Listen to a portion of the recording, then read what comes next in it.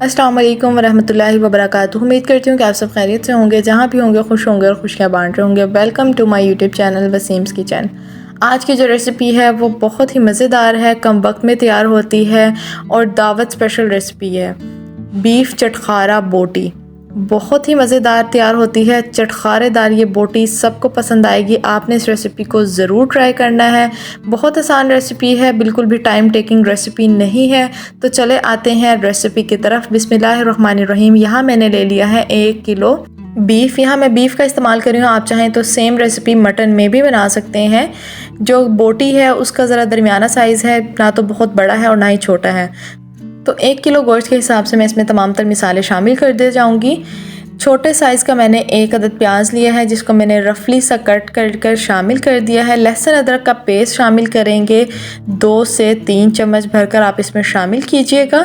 लहसुन अदरक का पेस्ट, 1 चम्मच लाल मिर्च का पाउडर शामिल कर देंगे, आधा चम्मच हल्दी पाउडर शामिल किया है। धनिया पाउडर मैंने शामिल किया है 1 छोटा चम्मच।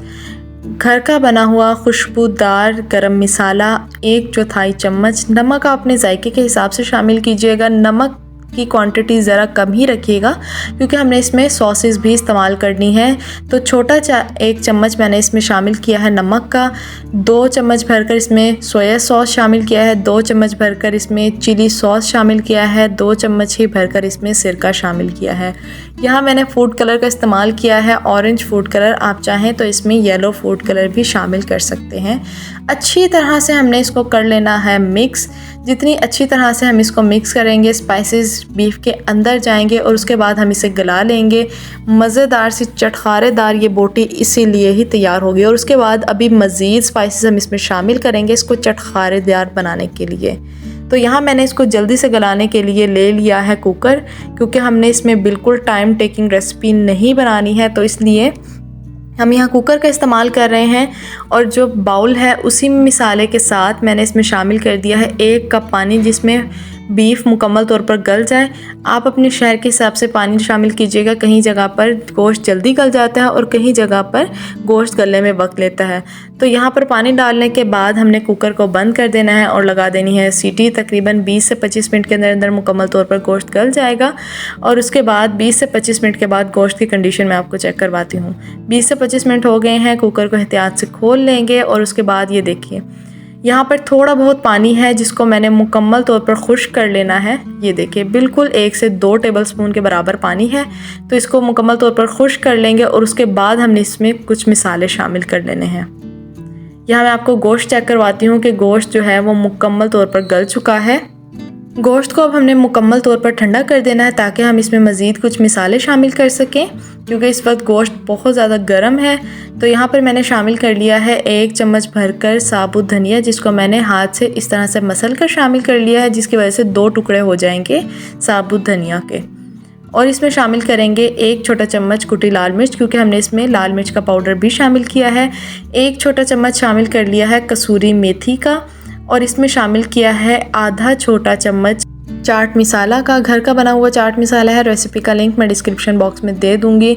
ये मैंने ईद से पहले चाट मसाला बनाया था, यानी कि रमज़ान से भी पहले का ये बना हुआ है और अभी तक इतना ज़बरदस्त चल रहा है। तो मैंने इसको सेव करने का भी तरीका उसमें बताया है, आपने इस रेसिपी को ज़रूर देखना है। उसके बाद मैंने इसमें 3 से 4 चम्मच भरकर इस्तेमाल किए हैं कॉर्नफ्लोर के। गोश्त की क्वांटिटी के हिसाब से हम इसमें कॉर्नफ्लोर डालेंगे। 2 से 2.5 चम्मच भी डाल सकते हैं, 3 से 4 भी डाल सकते हैं। अच्छी तरह से मिक्स कर देंगे। यहाँ पर हमने इस्तेमाल किया है चाट मसाले का। अगर आप लीमू का इस्तेमाल कर रहे हैं तो चाट मसाले के जो हमने इस्तेमाल किया उसको आपने स्किप कर फिर लीमू का इस्तेमाल करना है, कि बहुत ज़्यादा वरना एक खट्टा फ्लेवर हो जाएगा। तो हमने बहुत ज़्यादा ओवर भी नहीं करना है स्पाइसेस को। तो मज़ेदार से मिसाले लगाकर हमने रख देना है तकरीबन 5 मिनट के लिए। और उसके बाद फिर हमने इसको कर लेना है एक एक बोटी को डालते हुए डीप फ्राई करना चाहें तो डीप फ्राई कर लें, या फिर शैलो फ्राई करना चाहें शैलो फ्राई कर लें। जो लोग ऑयल खाना ज़्यादा पसंद नहीं करते हैं वो इसको शैलो फ्राई भी कर सकते हैं। यहाँ पर हमने एक एक करते हुए बोटी को डालते जाना है और सिर्फ हमने इसका कलर चेंज कर लेना है, क्योंकि गोश्त मुकम्मल तौर पर गला हुआ है। तकरीबन हमने इसको 3 से 4 मिनट के लिए दोनों तरफ से अच्छी तरह से फ्राई कर लेना है। क्रिस्पी सी इसके ऊपर एक लेयर आ जाएगी कॉर्नफ्लोर की वजह से। अच्छा, अगर आपके पास घर में कॉर्नफ्लोर अवेलेबल नहीं है तो आप उसकी जगह पर मैदे का इस्तेमाल कर लीजिएगा, लेकिन कॉर्नफ्लोर से कम आपने वो मैदा डालना है, यानी कि अगर आप कॉर्नफ्लोर की क्वांटिटी 2 चम्मच या 2.5 चम्मच कर रहे हैं तो मैदे की क्वांटिटी 1 चम्मच या फिर 1.5 चम्मच रखिएगा, क्योंकि जो मैदा है वो जल्दी सॉफ्ट हो जाने लगता है, तो हमने इस पर क्रिस्पीपन ही रखना है। तो इस वजह से हम कोशिश कीजिएगा कॉर्नफ्लोर में ही इसको डीप फ्राई कर लीजिए। तो हमने इसके ऊपर खूबसूरत सा कलर आने देना है और उसके बाद हमने फ्लेम को ऑफ़ कर देना है और इसको निकाल लेना है। ज़बरदस्ती चटखारा बोटी मज़ेदार सी बनकर तैयार हो गई है। देखिए स्पाइसेस इसमें किस तरह से नज़र आ रहे हैं और उसके ऊपर देखिए कितना क्रिस्पीपन है, मज़ेदार सी जूसी सी ये बनकर तैयार होती है और स्पाइसेस किस तरह से नज़र आ रहे हैं। ज़बरदस्त रेसिपी को आपने ज़रूर ट्राई करना है। अपना फीडबैक मुझसे लाजमी शेयर कीजिएगा। रेसिपी का लिंक और चैनल का लिंक लाजमी शेयर कीजिएगा फैमिली एंड फ्रेंड्स के साथ। दुआओं में याद रखिएगा।